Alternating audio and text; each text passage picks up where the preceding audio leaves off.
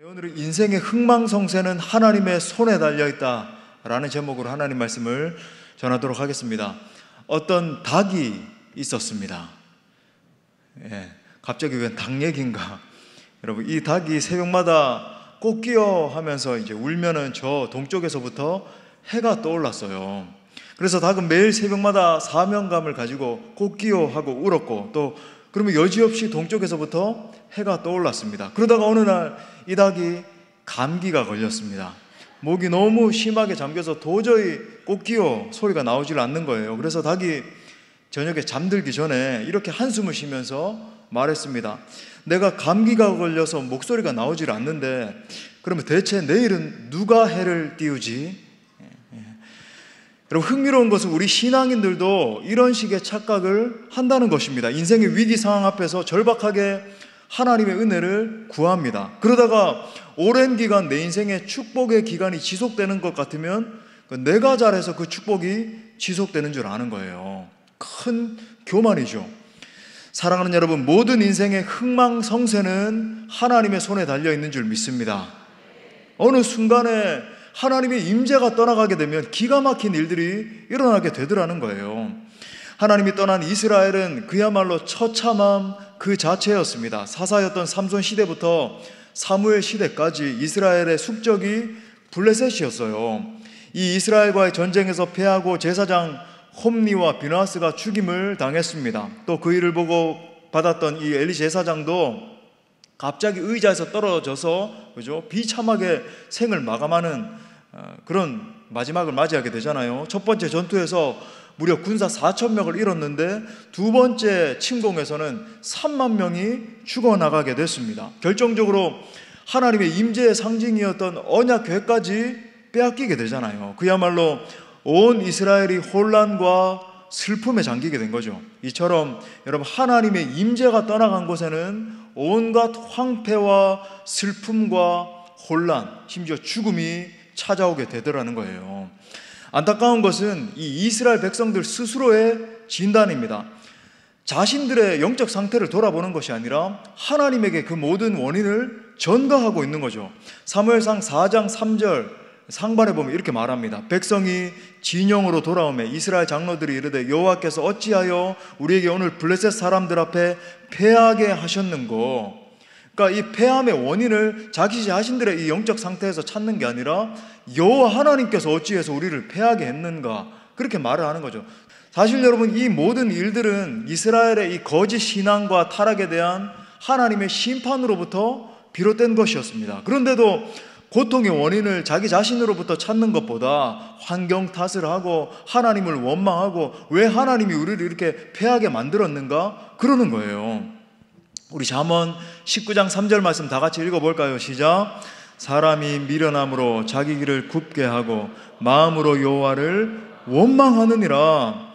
그러니까 이스라엘의 모습은 불평불만을 좋아하는 우리들의 모습과 너무나 닮아 있다는 거죠.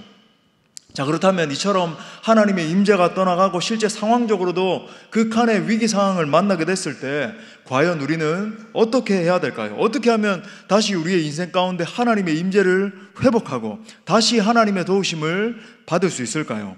자, 오늘 말씀을 통해서 하나님 앞에 내 자신의 모습을 비추어 보고 무너져 있던 부분이 있다면 다시 수축하는 시간 될 수 있기를 바랍니다. 그래서 잃어버린 하나님의 임재를 회복하시고 다시 하나님의 영광을 위해서 멋지게 일어서는 복된 모든 인생들 다 될 수 있기를 축복합니다. 자, 크게 세 가지로 살펴보겠습니다. 첫 번째로 전심으로 하나님을 사모하는 신앙을 회복하라 하는 것입니다.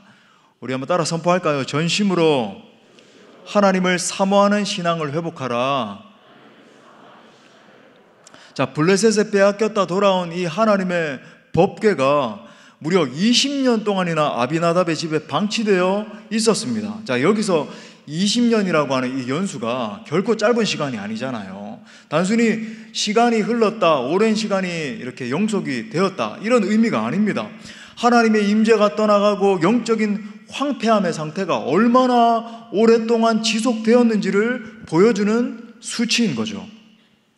여러분, 만약에 우리의 인생이나 사역 가운데 하나님의 임재가 무려 20년 동안이나 떠난다라고 한다면 여러분 어떻게 될까요? 20년 동안 하나님의 음성을 들을 수 없는 것입니다. 아무리 기도하고 아무리 예배해도 하나님의 임재를 느낄 수가 없는 거예요. 또 여러분, 우리가 하나님 앞에 나와서 예배를 드린다 할지라도 아무런 감격도 느낄 수 없는 상태가 지속이 되는 것입니다. 참 감사한 것은 우리 교회 예배에 하나님의 임재가 가득 느껴지잖아요. 많은 성도들이 와서 우리 교회 예배에 참석했을 때 참 이렇게 하나님의 임재가 느껴집니다. 말씀과 찬양과 기도 가운데 주님을 만났습니다. 간증하지 않습니까? 근데 그 예배 가운데 만약에 말씀의 영광이 사그라들고 찬양의 영광이 사라지기 시작하면 여러분 어떻게 될까요? 더 나아가서 우리의 삶 가운데서도 계속적으로 하나님의 영광이 떠나가기 시작하고 아무런 하나님의 도우심을 경험할 수 없는 상태가 지속된다면 여러분 어떨 것 같습니까? 가정이나 학업이나 직장터에서 하나님의 인도와 역사가 메마르게 되면 여러분 어떤 일이 발생하게 될까요? 여러분 이것은 가히 죽음과 같은 상황이라고 해도 과언이 아닐 것입니다. 삶이나 사역 현장에 계속되는 패배가 있고 기도를 해도 응답을 받을 수가 없고 가히 어떤 소망도 가질 수 없는 상태가 기약 없이 내 삶 가운데 계속되는 거예요. 여러분 그러한 상황을 만났을 때 우리의 심령이 얼마나 답답하고 타들어가는 심령이 되겠습니까? 자, 그러는 가운데서 정말 일말의 소망과 같은 말씀이 나옵니다. 자, 오늘 읽었던 2절 말씀 다시 보시니까 괴가 기앗 여아림에서부터 들어간 날부터 20년 동안 오래 있은지라 이스라엘 온 족속이 여호와를 사모하니라. 자, 여기서 굉장히 중요한 표현이 이스라엘 온 족속이 여호와를 사모하기 시작했다, 이 표현이에요. 무슨 말일까요? 소위 그들의 심령이 하나님을 향해서 막 타들어가기 시작했다는 겁니다. 우리가 오늘 찬양했던 것처럼 그죠? 주를 떠나버린 이 백성 가운데 이렇게 찬양을 고백을 했는데 주님을 떠났습니다. 하나님의 임재가 완전히 메말랐어요. 그럼에도 불구하고 20년 동안이나 그런 상태가, 영적인 황무함의 상태가 지속이 됐는데 비로소 20년이 지났을 때 의에 줄이고 목마른 상태, 그죠? 우리 예수님께서 그죠? 복이 있는 사람에 대해서 blessed are 이 복이 있는 사람에 대해서 마태복음 5장부터 7장에서 언급을 하시면서 이야기하셨던 것처럼 의에 줄이고 목마른 심령이 다시 막 회복되기 시작하는 거죠. 주님, 저희는 주님 없이는 도저히 살 수 없습니다. 하나님의 임재가 없이는 살 수 없습니다 라고 하는 상태가 비로소 회복되기 시작한 거예요. 사랑하는 여러분, 이처럼 하나님은 사모할 때 도우십니다. 사모한다라고 하는 것이 뭡니까? 정말 우리가 이제 추구해야 되는 영적인 상태인데 하나님을 기억하는 거죠. 다시 하나님의 얼굴을 찾기 시작하는 거예요. 구하는 겁니다. 자, 지금까지는 하나님을 찾지 않았어요. 우리가 그럴 수 있습니다. 영적인 황폐함의 상태가 내 삶 가운데 지속됨에도 불구하고 하나님의 얼굴을 구하지도 않고, 그죠? 뭐 그냥 그렇게, 근데 1년, 5년, 10년, 15년, 그 기간이 무려 20년이나 지속이 될 수 있단 말이죠. 왜 그럴까요? 하나님 없어도 적당하게 살 수 있기 때문에, 적당하게 살아가고 사역을 하면서도 비로소 뭐 하나님이 없이도 그냥 적당하게 사역할 수 있네, 그죠? 인생을 살아가면서도 뭐 그냥 기도하지 않아도 적당하게 살아갈 수 있네. 자녀들도 가만히 관찰해보면 별 문제 없이 크는 것 같고, 직장도 그럭저럭 돌아가고, 인생도 그저 이렇게 적당히 살아가다가 인생이 끝나면 되겠지, 이러한 영적 상태가 계속되는 것입니다. 문제는 이러한 교만한 마음이 내 삶에서 하나님의 임재와 은총을 밀어낸다는 거예요. 하나님이 나를 창조하신 본래적 목적을 잃어버리고 살아감에도 불구하고 그저 적당하게 살아가는 삶에 익숙해져 버리는 것입니다. 하나님은 여러분 한 분 한 분을 사랑하시고 여러분 한 분 한 분을 향한 놀라운 계획을 가지고 계십니다. 제가 종종 선포하잖아요. 일부러 선포하는 거예요. 왜? 제가 그냥 과장하는 겁니까? 아니요. 하나님 여러분 한 분 한 분을 얼마나 존귀하게 여기시는지, 여러분이 이 땅 가운데 보내신 목적이 있단 말이죠. 그런데 그 본래적인 목적을 잃어버리고 살아감에도 불구하고 그저 적당하게 살아가는 삶에 익숙해져 버리는 거죠. 놀랍게 쓰시기 위해서 이 땅 가운데 보내셨는데 나의 이 교만한 태도가 내 삶 가운데 있는 모든 은총과 은혜를 다 소멸되게 만드는 것입니다. 사사시대의 이스라엘은 마치 집 떠난 탕자와 같이 그죠? 자유 아닌 자유를 즐겼는지도 모르겠어요. 세상에 수많은 사람들도 그렇게 살아가고 있고 예수님을 따른다라고 하는 사람들도 그러고 있어요. 오, 자유, 그죠? 자유가 아닌데, 아유, 자유롭다. 그냥 이렇게 살아가는 것, 내 마음대로 적당하게. 그런데 그 방종과 같은 자유의 끝은, 그죠? 절대적인 극한의 절망과 고통이었잖아요. 사랑하는 여러분, 진정한 변화의 시작은 갈망을 회복하는 것에 있는 것입니다. 하나님, 내가 정말 하나님을 필요로 합니다. 하나님 없이는 살 수 없습니다. 하나님의 임재를 갈망합니다 라고 예배하고 기도하기 시작하는 거예요. 제가 종종 말씀드리잖아요. 결혼의 적기는 언제라고요? 외로워서 견딜 수가 없다. 근데 나는 아직까지 뭐 외롭지도 않고, 제가 그렇더라고요. 옛날에 이제 결혼하기 전에 그 이마트를 이제 혼자 이렇게 가끔 가면은 참 이렇게 쓸쓸하다. 근데 이제 단 건 모르겠는데 늘 이렇게 가면은 늘 계시는 아주머니들 계시잖아요. 저 청년은 왜 늘 혼자 이렇게 와서 서성일까? 그런 생각을 하지 않을까? 그분들은 뭐 그런 생각 안 할 수도 있는데, 그죠? 왜 혼자 와서 공짜 떡갈비를 주워 먹고, 그죠? 뭐 저러면서 다니고 있을까? 주책일까? 이런 생각을 하지 않을까 하면서 뭐 굉장히 혼자, 그러다가 이제 아내를 만나게 되고, 마찬가지입니다. 영적 부흥의 시기는 과연 언제인가? 하나님을 정말 간절히 원하게 될 때죠. 배가 부르고 적당히 이렇게 살아가는 것이 괜찮은 것 같고, 뭐 이렇게 친구들 만나고, 그죠? 뭐 적당히 일도 잘 되는 것 같고, 이럴 때는 결코 하나님을 찾지 않게 돼요. 목마르지 않습니다. 하지만 여러분, 절박함의 때가 하나님의 때인 거예요. 내 인생 가운데 타는 듯한 목마름이 느껴지고, 하나님, 저는 주님 없이는 안 돼요. 살 수 없습니다. 느껴지기 시작할 때, 사랑하는 성도 여러분, 우리가 전심으로 그분을 찾을 때 하나님은 우리의 힘이 되어 주십니다. 당신의 임재를 회복시켜 주시고, 무너진 부분들이 있다고 한다면 수축시켜 주시는 거죠. 그런 다음에 우리의 삶 속에서 우리를 향하신 당신의 계획을 하나씩 이루어 가시는 거예요. 우리가 자주 선포하는 말씀이지만 역대하 16장 9절 상반 말씀, 우리 다 같이 선포하면서 읽겠습니다. 시작. 여호와의 눈은 온 땅을 두루 감찰하사 향하는 자들을 위하여 능력을 베푸시나니. 아멘. 이 말씀과 같이 마지막 때에 하나님께서 쓰시는 종들의 특징, 하나님의 사람들의 특징도 바로 이것입니다. 하나님은 당신을 향한 갈망함이 살아있는 사람을 찾고 계시죠. 정말 하나님의 영광에 목이 마른 사람, 사모하는 영성의 사람을 찾으셔서 당신의 능력을 부어주신다라고 하는 거죠. 무엇보다 사모하는 신앙을 회복할 수 있기를 간절히 축복합니다. 여기 있는 우리 사랑하는 젊은이들, 우리 청년들도 마찬가지예요. 내가 한 번밖에 없는 인생 어떻게 하나님의 능하신 손에 붙들림 받아서 쓰임 받을 수 있을까? 다른 데 없습니다. 사실은 여러분, 능력치도 다르고 어떤 의미에서 뭐 지능지수도 좀 다를 수 있고, 아니면 자라온 배경, 저처럼 굉장히 힘든 환경에서 자란 사람들도 있고, 아니면 어느 정도 좀 안정적인 환경에서 자란 청년들도 있을 수 있고, 하지만 여러분, 하나님의 능하신 손에 붙들림 받을 수 있는 유일한 비결이 있다고 한다면, 모든 환경과 정도는 다르지만 여러분, 공통적인 특징, 사모하는 영성을 소유한 사람이에요. 하나님, 저는 주님 없이는 살 수 없습니다.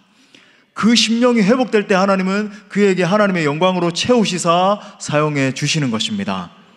자, 두 번째로, 전적으로 하나님께 돌아가는 것이 회복의 관건입니다. 자, 또 선포할까요? 전적으로 하나님께 돌아가는 것이 회복의 관건이다. 자, 암흑의 시기를 통과하는 것 같았지만 완전하신 하나님은 당신의 일들을 하나씩 하나씩 다 준비하고 계셨어요. 무려 20년이 지나는 동안에 아마 그런 지체들이 있을 수 있습니다.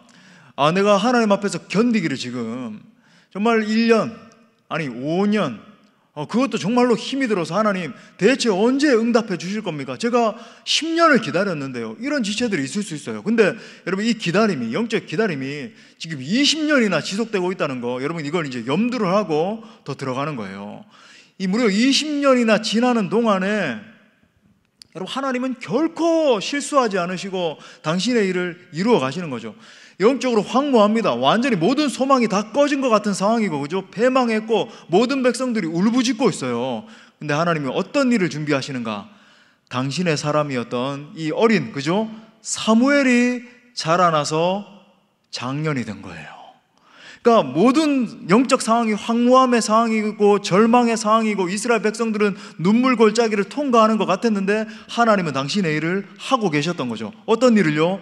하나님의 사람 이 사무엘이 자란 것입니다. 청년이 됐어요. 장년이 됐습니다. 말 그대로 하나님의 사람으로 서서 등장하는 거죠. 그가 선지자로서 사역과 인격의 탁월함을 겸비하고 있었기 때문에 이스라엘 백성들이 그 사람을 봤을 때 영적으로 알게 된 거죠. 아, 이 사람은 하나님의 사람이고 우리가 그를 따라가야 되겠다. 그죠? 이스라엘 백성들이 그를 추종하기 시작했습니다. 선지자 사무엘이 이스라엘을 다스리는 가운데 선포했던 그의 메시지는 한 가지에 집중되어 있었어요. 자, 어떤 메시지였는가? 바로 3절과 4절에 사무엘 선지자가 그의 사역 동안에 집중했던 메시지가 드러납니다. 이렇게 말해요. 사무엘이 이스라엘 온 족속에게 말하여 이르되 만일 너희가 전심으로 여호와께 어떻게 한대요?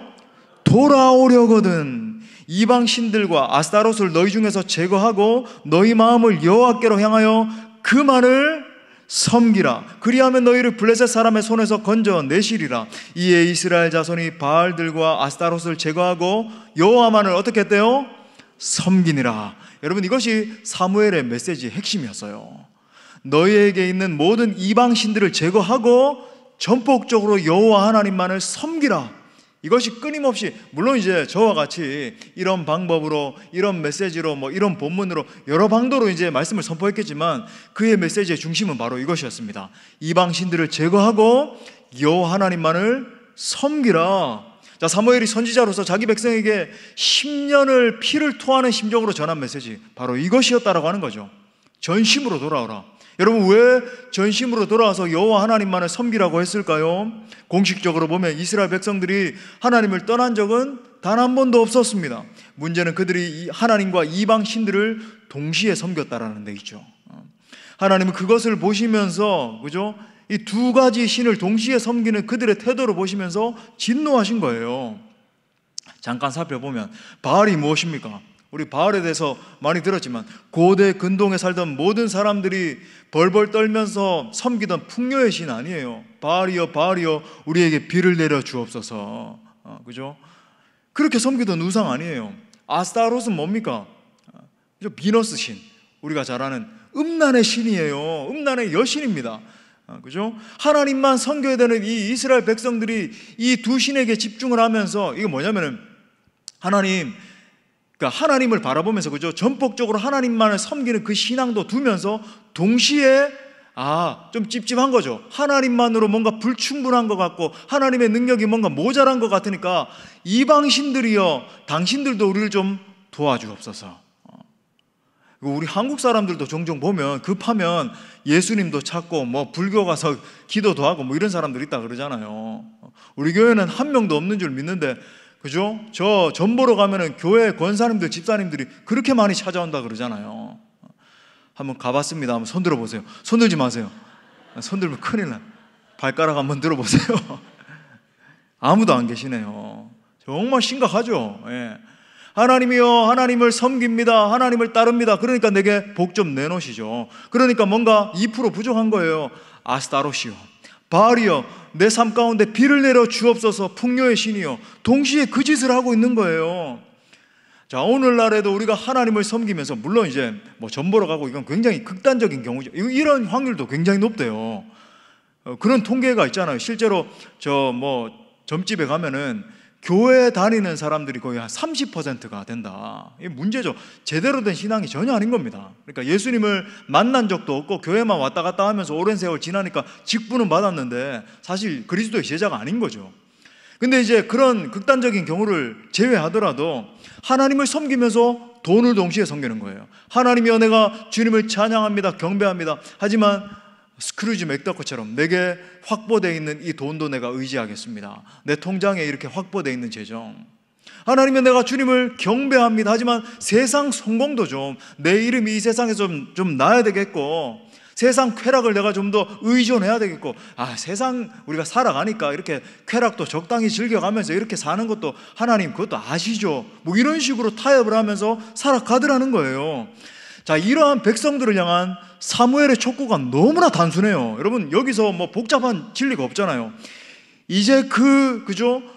동시적으로 이방 신들도 섬기고 하나님도 섬기는 그 동시적인 신앙에서 벗어나서 영적인 방종을 중단하고 오직 하나님께로 돌아서라는 것입니다. 할렐루야. 그만을 섬기라. 그러니까 하나님만을 섬기라. 마음을 다하고 성품을 다하고 뜻을 다해서 여호와 하나님을 사랑하라 말씀하신 우리 예수님의 가르침과 상통하는 가르침 아닙니까? 정말 전심을 다해서 하나님의 임재를 회복하고 하나님의 도우심을 받을 수 있는 유일한 비결, 여러분, 우리의 인생 가운데 있는 바알과 아스타롯을 제거하고 하나님께로 전폭적으로 돌아서는 것이죠. 각자 다를 수 있어요. 그 영역이. 저는 여러분이 섬기고 있는 그 하나하나의 영역이 다 자세히 알 수는 없습니다. 그리고 숨겨져 있는, 그죠? 여러분 개인이 혼자 있을 때, 우리 공동체적으로 있을 때 말고, 공동체적으로 있을 때는 아무래도 이 사회적인 가면을 쓸 수 있거든요. 그죠? 아무래도 우리가, 그죠? 서로의 눈을 의식하고 그 모습이 아니라 정말 나 혼자 있을 때, 아니면 내 이 생각 속에서 돌아가는 사고방식, 그죠? 이런 것들을 점검해 봐야 된다는 거죠. 여러분, 우리에게 전부를 주신 하나님은 우리 각자에게 전부의 신앙을 요구하십니다. 몸은 여기에 있는데 마음은 다른 곳에 가 있는 신앙이 아니라, 하나님이여 내가 하나님을 섬기겠습니다 결정도 하면서 내가 세상에 어떠함도 섬기겠습니다 하는 그 신앙이 아니라 전심을 다한 신앙을 요구하신다는 거예요. 삶 속에서 하나님이 주시는 간증이 넘치는 사람, 정말 삶의 구석구석에서 우리가 삶을 살아갑니다. 그죠? 교회에서 사실 지내는 시간보다 삶의 현장 가운데, 가정에서, 학업의 현장 가운데서, 직장 가운데서 뭐 여러 가지 친구들을 만나고 직장 동료들과 커뮤니케이션을 하고, 사업의 현장 가운데, 그죠? 장부를 쓰고 여러 가지 보고를 하고, 여러분 모든 삶의 현장 가운데 과연 나는 하나님의 사람으로서 반응하고 있는가? 제가 여러분에게 지금 말씀드리고 있는 것은 우리의 삶과 상관없이 그냥 나의 정신 상태 이런 것만 말하는 게 아닙니다. 정말 나의 모든 삶의 구석구석을 점검해 봤을 때 나는 하나님을 경외하는 신앙을 견지하고 있는가? 또 내가 만나는 모든 사람들, 더 나아가서는 우리가 이제 행복한 사람들의 축제도 했지만, 그죠? 더 나아가서는 이 지역과 나라와 모든 민족까지도 복음을 위해서 우리 자신을 투신하는 이 선교적인 삶을 살아가고 있는가? 지난주에도 제가 설명했지만 사도 바울의 논지도 이거잖아요. 항상 하나님은 이 세상의 신앙, 그러니까 종교인에 대해서 지적하죠. 세속적인 신앙인, 사실은 정말 하나님을 의지하는 신앙이 아닌데, 그죠? 나와 내 가족 축복받는 것에만 골몰하고 있고, 어떻게 해서든지 내 자신이 어떻게 하나님 앞에서 복을 얻어낼까, 이런 신앙인이 있는데, 여러분 이건 어떤 의미에서, 그죠? 로마서 8장의 논지에 의하면 가짜 신앙인이에요. 영의 사람이 아닌 것입니다. 하지만 반면에 정말 영에 붙잡힌 바된 성령의 사람이 있죠. 그들은 선교적인 삶을 살아가게 마련인 거예요. 자기 자신에게 주목하는 삶이 아니라 하나님의 비전에 마음을 두고 살아가는 사람. 여러분, 내가 진정한 생명을 지니고 있다고 한다면 어떻게 그 생명을 전하지 않을 수 있겠습니까? 행축 같은 걸 하면 의무감에 목사님 자꾸 말씀을 하시니까 좀 압박감에, 이게 아니라 제가 늘 말씀드리지만 내게 생명 주신 주님의 이 복음을 갖다가 전하는 거죠. 물론 복음의 내용은 너무나 심플해요. 정말로 저도 이런 방법으로 저런 방법으로 복음을 계속 이렇게 증거합니다마는 우리의 중심 가운데 견지해야 되는 건 뭐죠? 정말 내게 예수 그리스도 그 십자가의 공로로 말미암아 생명을 주신 그 주님을 위해서 내가 작은 정성을 들여 그 복음을 전하는 것입니다. 그렇죠? 그렇게 살 수밖에 없다.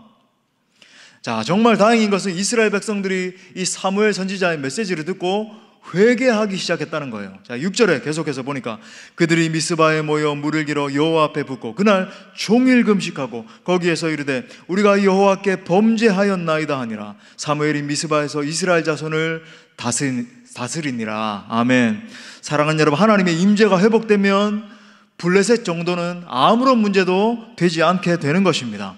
적들이 강해서 문제가 아니라 하나님을 향한 믿음이 없어서 문제인 거죠.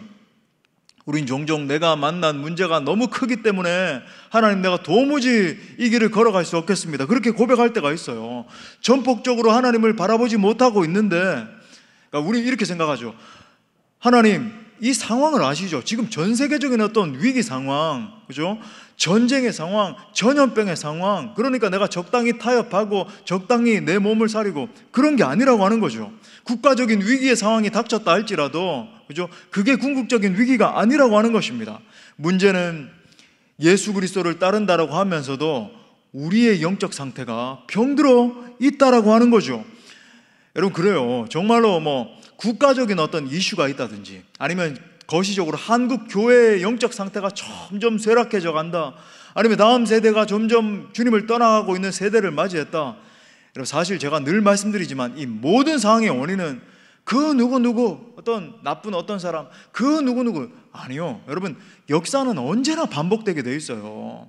제가 늘 말씀드리잖아요. 우리가 기대하는 어떤 정치인, 내가 그죠? 저 사람이 반드시 돼야 돼. 그러면 국민 50%는 늘 좌절하고 이렇게 했다 저렇게 했다. 여러분, 그러다가 주님 부르시면 가실래요? 그게 아니란 말이에요. 역사는 늘 반복됩니다. 인간 정치는요, 늘 부족함이 많이 있고 늘 싸우고 그렇게 돼 있어요. 하지만 여러분, 우리가 소망둬야 되는 건 뭐죠? 궁극적인 이 하나님의 회복의 비결이 뭐라고요? 우리 믿는 자들의 영적 상태에 달려있는 거예요. 역대하 7장 14절 말씀을 예로 들지 않더라도 이렇게 이야기하면서 또 이야기를 하잖아요, 제가. 그죠? 우리 믿는 자들이 하나님 앞에 어떻게 서 있느냐가, 그러니까 영적인 어떤 황무함의 상황이 벌어진다, 그죠? 우리가 타는 듯한 어떤 목마름의 상태를 맞이했다, 아니면은 우리 한국 교회의 상황이 점점 쇠락하는 것을 맞이했다, 그 누군가를 탓하는 게 아니라, 그죠? 어떤 교회 그죠? 어떤 지도자가 그렇게 타락했대, 그렇게 말하는 입술 가운데 자기 의가 딱 도사리고 있죠. 그렇게 비난하는 자기의 심령 가운데 자기 자신의 영적 상태는 보지 못하는 거예요. 비난하면서 자기는 그 사람보다 조금 더 의로운 척. 아니란 말이에요. 여러분, 진정한 회개가 내 속에서부터 터져나와야 돼요. 주님이여, 내가 하나님 앞에 범죄하였나이다. 우리가 하나님 앞에 바로 서 있지 못했기 때문에 아버지여, 이 세대가 이렇게 점점 하나님을 잃어버리고 있습니다. 우리 자신의 영적 상태를 돌아봐야 된단 말이죠. 우리 개인의 인생도 마찬가지입니다. 아마 하나님 앞에 나올 때 정말 답답한 심정을 가지고, 하나님이여, 내가 답답합니다. 이 상태가 언제까지 지속될까요? 오늘 20년 동안 지속됐다 그러는데 5년이 지났어요. 10년이 지나도록 왜 응답이 없으십니까? 그런 상태를 가지고 있는 분들이 계실 수 있어요. 하지만 하나님이 정말 우리 가운데 회복하기를 원하시는 상태. 보십시오. 다윗이 이제 골리앗 앞에 이제 맞설 때 이 영적 상황을 여러분 대비해서 봅시다. 다윗은 한 사람이었어요. 근데 이스라엘 백성들은 굉장히 많이 있었죠. 이스라엘의 군사들은 다수였어요. 그런데 놀라운 건 그 다수 중에서 수많은 이스라엘 백성들의 이 군사들 가운데서 한 사람도 여호와 하나님을 향한 전폭적인 신앙을 견지한 사람이 없었다라고 하는 거예요. 그러니까 저 3m나 되는 골리앗이 나와서 너희 와봐라, 너희 저 공중의 새의 먹이가 되게 하겠다, 너희 완전히 한번 죽어봐라, 막 위협을 하니까 벌벌 떨고 이제 큰일이다. 그런데 여러분, 왜 이 청소년이었던 다윗이, 그죠? 저 거인이었던 골리앗을 무너뜨릴 수 있었나요? 여호와 하나님을 향한 전폭적인 신앙을 붙들고 있었던 것입니다. 너무나 명료하잖아요. 여기서 타협점이 어디 있나요? 왜 우리 그죠? 이 한국 교회 상황이든 국가적인 어떤 상황입니다. 더 나아가서는 세계적인 위기의 상황을 맞이했습니다. 전 세계가 분쟁의 상황 가운데 전쟁하고 있습니다. 여러분, 다른 거 돌아볼 필요 없습니다. 하나님의 사람들 중에 정말 전폭적으로 다윗과 같이 하나님을 향해서만 서 있는 사람이 없기 때문에, 그죠? 우리가 정말 다윗의 심령과 이스라엘 백성들의 심령을 비교해 보면서 우리는 과연 이스라엘 백성들의 심령의 상태와 같이 놓여 있지는 않은지 점검하면서 돌이켜야 된단 말이죠. 사랑하는 여러분, 오직 여호와 하나님을 바라보는 그 믿음이 우리의 심령에서부터 회복되어야 될 줄 믿습니다. 하나님 정말 원하시는 것은 그거예요. 내 어려움의 상황 요거 하나 넘어가고, 아버지 저 이 질병의 상황, 우리 가족 중에 누가, 물론 오케이, 그 상황도 저도 그런 것들을 들을 때 굉장히 큰 연민을 느끼고 누구보다 제가 아파하잖아요. 같이 그렇게 기도도 하고 하는데, 제가 그 상황 이야기하는 것에 대해서 뭔가 잘못됐습니다, 그런 얘기 드리는 건 아니에요. 근데 하나님이 정말 우리에게 원하시는 궁극적인 지점이 무엇인가? 우리의 심령이, 그죠? 우리의 전 존재가 오직 하나님을 향해서 서기를 원하신다는 거예요. 찾고 계시죠? 지금도 그죠? 수많은 이 한국교회 백성들 중에서 누가 내게 부르짖어 저들을 구원케 할까? 다윗과 같이 모든 사람들이 벌벌 떨고 있다 할지라도, 모든 그 군사들이, 훈련된 군사들은 벌벌 떨고 있다 할지라도, 마치 저 골리앗을 바라보면서 네가 어디 감히 만군의 여호와의 이름을 망령되이 일컫느냐, 내가 만군의 여호와의 이름으로 너에게 달려간다, 용맹을 바라는 그 한 사람, 그 예배자를 하나님이 찾고 계시다는 거예요. 사랑하는 여러분, 오늘 이스라엘 백성들이 이방 신을 버리고 아스타롯을 제거한 것처럼 여러분의 삶을 점검하십시오. 하나님 외에 내가 더 많이 섬기고 의지하고 있는 것, 그렇죠? 하나님의 말씀을 묵상하고 하나님을 바라보고 하는 것보다 세상 유튜브 검색 하루 종일 그런 거에 취해 있고 세상 뉴스에 일희일비 계속 이 지도자가 세워지면 여기에 또 일희했다가 또 이 지도자가 또 지면 이 일비했다가 계속 왔다 갔다, 그거 아니란 말이에요.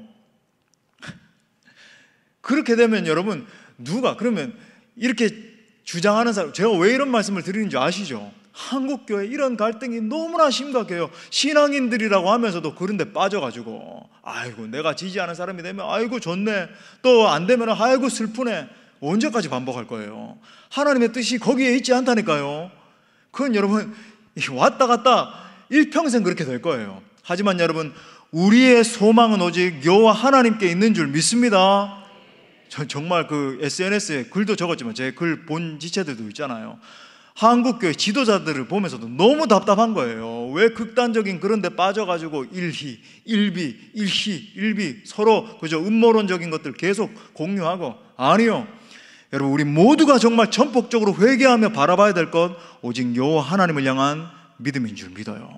그 하나님만이 우리 역사의 주관자이시고, 물론 여러분 지도자는 하나님이 세우시고 우리가 지도자를 위해서 기도해야 되고 정말 하나님의 지혜가 부어질 수 있도록 하나님의 공의를 실현할 수 있도록 늘 언제든지 기도해야 됩니다. 그리고 어떤 의미에서 차악을 선택하는 싸움이라고 할 수 있죠. 선거도 하고 해야 되겠지만은, 하지만 우리는 여러분 거기에 인간 어떤 그저 정권이나 지도자에게 기대를 거는 것이 아니라 오직 여호와 하나님이 우리 땅의 통치자가 되는 줄 믿습니다. 선포하면서 기도하며 나아가는 자들이에요. 타협하지 않을 수 있기를 바랍니다. 마지막 세 번째로, 전폭적으로 기도할 때 하나님의 임재를 회복하는 것입니다. 우리 한번 따라 합시다. 전폭적으로 기도할 때 하나님의 임재를 회복한다. 자, 또 정말 참 흥미롭고도 숨이 막히는 건 뭐냐면 이 원수 마귀 사탄이 하는 짓을 보세요. 블레셋은 제가 말씀드렸죠. 원수 마귀 사탄을 상징한다. 물론 이제 존재했던 족속이지만, 그리고 이제 성경이 동시에 이제 비유하는 것이 원수 마귀 사탄을 나타내는 겁니다. 자, 이스라엘 백성들이 미스바에 모여가지고 이제 회개하고 여호와 하나님 앞에 돌아오려고 하는데, 이야, 요 고tum을 타서 이 블레셋 침략군들의 말발굽 소리가 막 두구둑 나는 거예요. 이스라엘 백성들이 의에 줄이고 목이 마르니 성령의 기름을 부어주십시오 막 찬양하고 회개하는데, 그 틈을 타가지고 저 사람들 봐라, 노래하고 찬양하고 예배하네, 막 블레셋 군대가 소위 기습 공격을 하는 거죠. 여러분, 영적 전쟁이라고 하는 것 우리가 종종 살펴보지만 하나님이 우리의 인생 가운데 크신 은혜를 주시고 큰 회복이 일어나기 직전에 날마다 일어나는 거예요. 사랑하는 여러분, 우리의 삶 가운데 영적 전쟁이 감지되고 원수 마귀 사탄이 우리를 자꾸 공격하고, 물론 이제 우리가 스스로 선택한 죄에 빠져버린 그런 경우를 말하는 게 아니라, 우리가 하나님의 영광을 위해서 달려가고 있는데 영적 전쟁의 상황이 막 벌어지고 하면 여러분 두려워하거나 낙심하지 마십시오. 하나님이 복 주시는 기회인 줄 믿습니다. 반드시 근데 여러분 중요한 건 뭐냐면 그 영적 전쟁의 상황 가운데서 낙심하거나 포기하면 안 되는 거예요. 강력하게, 그죠? 우리 전신갑주를 딱 힘입고, 우리가 늘 이렇게 선포하는 것처럼 머리에는 구원의 투구를 쓰고 가슴에 의의 흉배를 붙이고 허리에 진리의 띠를 띠고, 아무튼 그렇게 전신갑주를 입고는 원수를 향해서 달려나가 전쟁에서 승리해야 됩니다. 이번 행축을 우리가 진행하는 가운데서도 여러분들도 느끼셨겠지만 저도 만만치 않은 또 영적 전쟁이 있었습니다. 그러면서 이제 늘 반복적으로 저도 이제 기도하면서 내뱉는 말이 그거죠. 하나님이 이번에도 어떤 은혜를 주시려고 이런 또 어려운 상황들을 통과하게 하시나, 영적 전쟁의 상황을 주시는가 생각을 하는 거죠. 놀라운 건 뭐냐면, 제가 지난 주일에도 금요일에도 말씀드렸지만은, 지난주 2부 예배 때, 지지난주죠. 2부 예배 때, 와, 저는 지금까지 행축을 하면서도 제가 거쳐왔던 교회들에서도 이제 행축을 했었지만 한 번도 본 적이 없을 만큼 많은 영혼들이 일어나서 예수 그리스도를 주로 영접하는 역사가 일어났어요. 할렐루야. 거의 한 100명에 육박하는 2부 예배 때만 우리 예수님 영접하실 분들 한번 자리에서 일어나시죠. 우르르 일어나가지고 예수님을 주로 영접하고 군데군데서 막 눈물을 흘리고, 저도 막 이렇게 울컥하는데 이제 영접 기도하고 인도를 해야 되니까 얼마나 이렇게 참았는지 참 감격이 있고, 하나님이 이 영광을 주시려고 여러 가지 어려움의 시기를 겪게 하시고 그저 뛰어넘게 하시고 그렇게 했구나.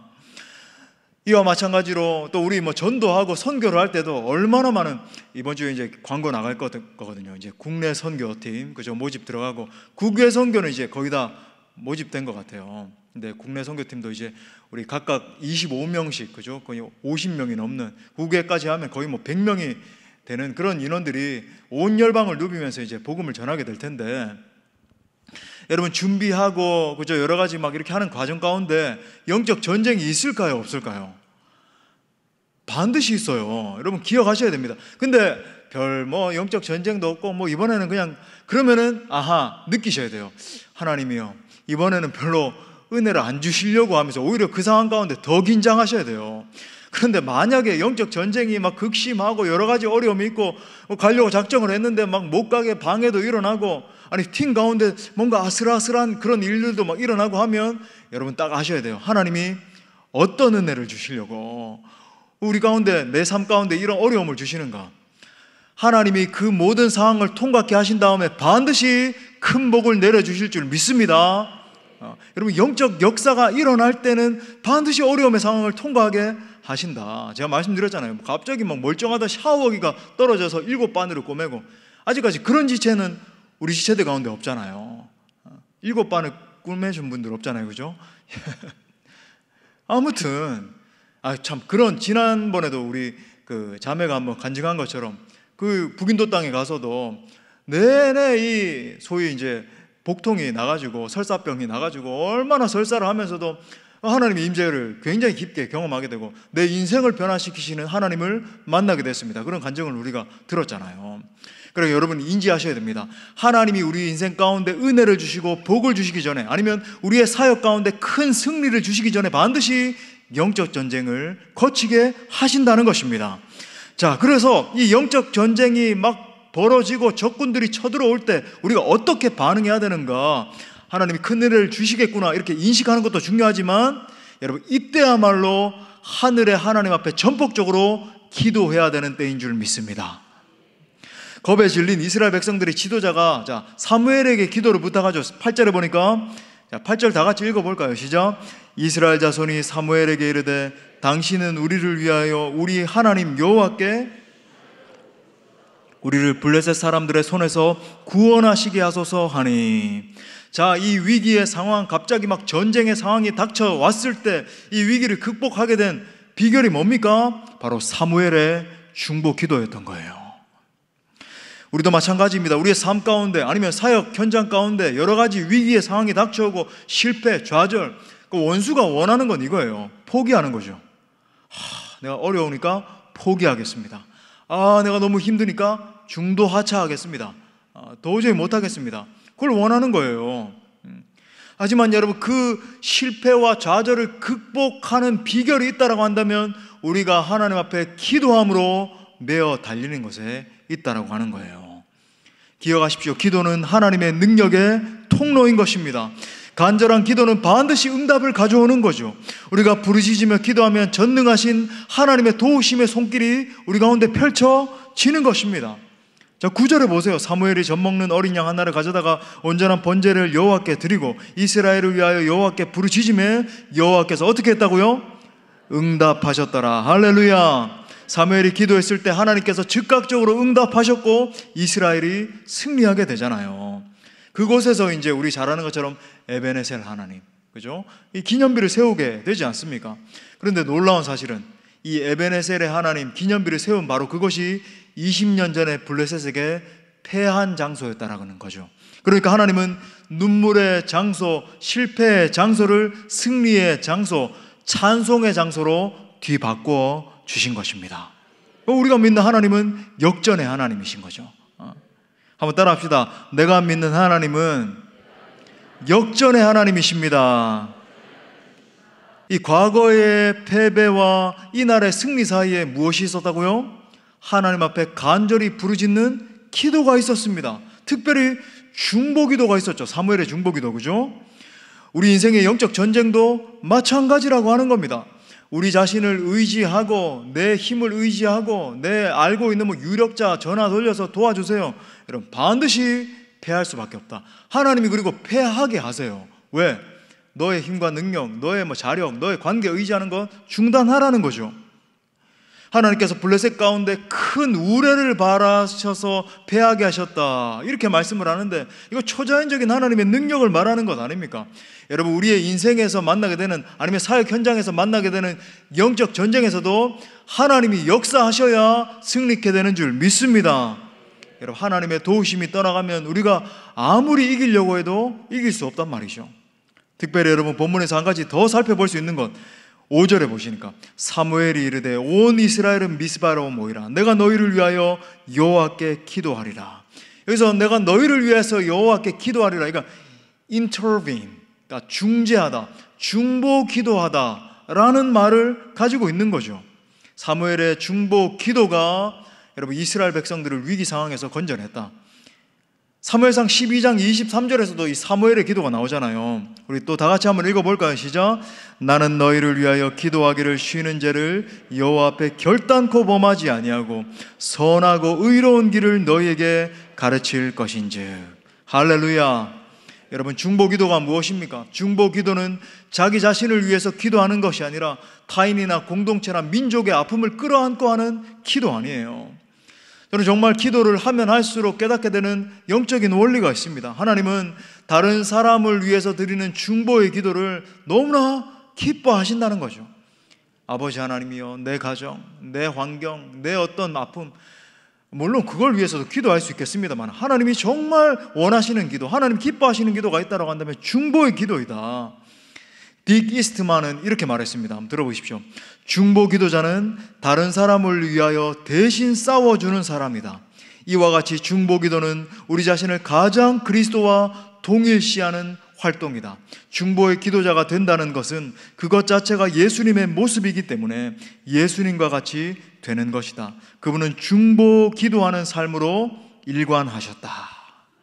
여러분, 그리스도인은 중보 기도로 온 민족과 열방을 다스리는 자들인 것입니다. 이 시대의 영적 상황을 살펴볼 때 정말 중보 기도자들이 일어나서 기도해야 될 필요성을 많이 느끼는 겁니다. 여러분, 평안이 부재한 이 나라와 민족을 생각할 때 절박한 마음이 들지 않습니까? 남과 북이 나눠진 것도 너무나 뼈가 아픈데 좌우우. 저는 이번 선거가 지났는데 정말 그죠? 이 대통령을 위해서도 기도하고 위정자들을 위해서도 기도해야 되지만 제게 뼈아프게 다가오는 것은 이 갈등이 그치지 않는 거예요.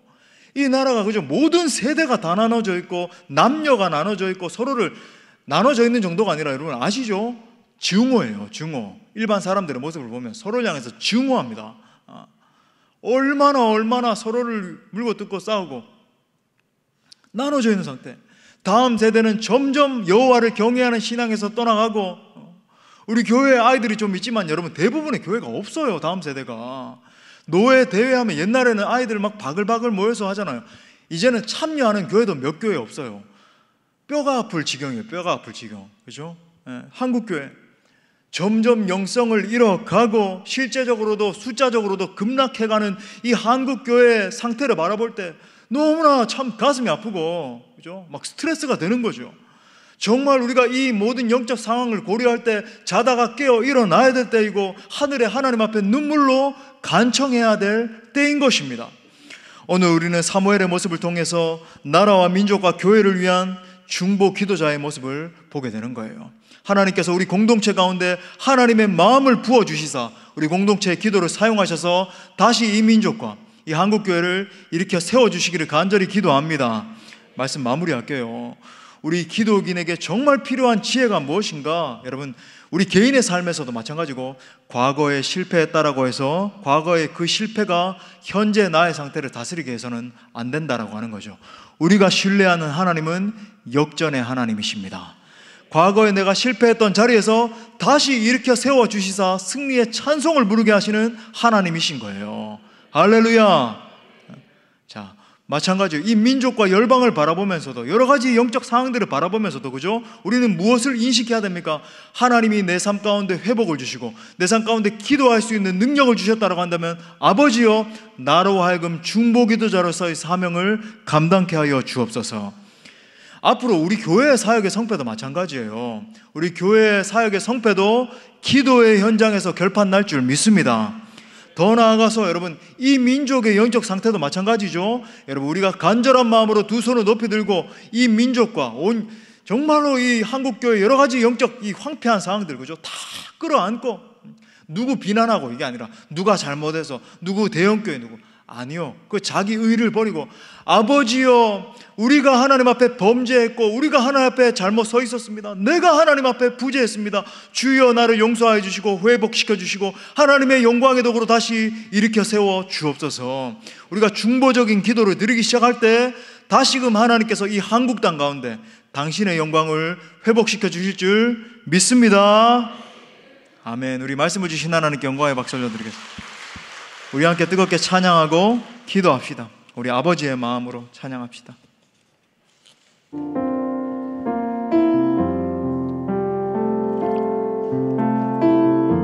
마음이 상한 자를 고치십니다. 마음이 상한 자를 고치시는 주님, 하늘아버지, 하늘의 아버지, 나 주관하소서. 주의 길로 인도하사 자유케 하. 주님 새 일을 행해주세요. 새 일을 행하사 분케 하소서. 의에 줄이고 목이 마르니 성령의 기름 부으소서.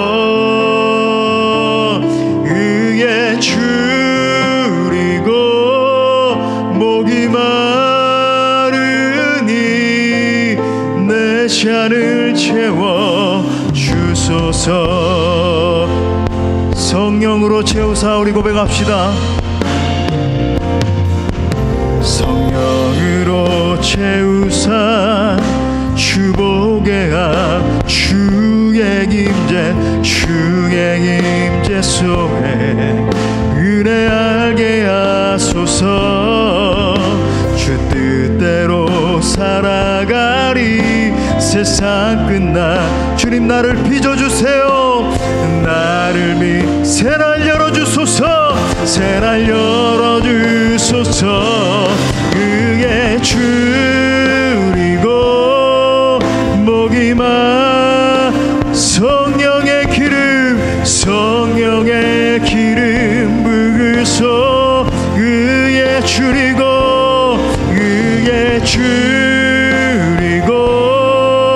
목이 마르니 내 잔을 채워. 우리 두 손 높이 들고 의에 줄이고 목 마릅니다. 주님 의에 줄이고 목이 마. 성령의 기름 부으소서. 그의 줄이고 목이 마. 아멘. 내 잔을 우리 다시 한 번 더 갈급한 마음으로 의에 줄이고 목 마릅니다. 그의 줄이고 목이 마. 성령의 기름 부으소서. 그의 줄이고 목이 마르니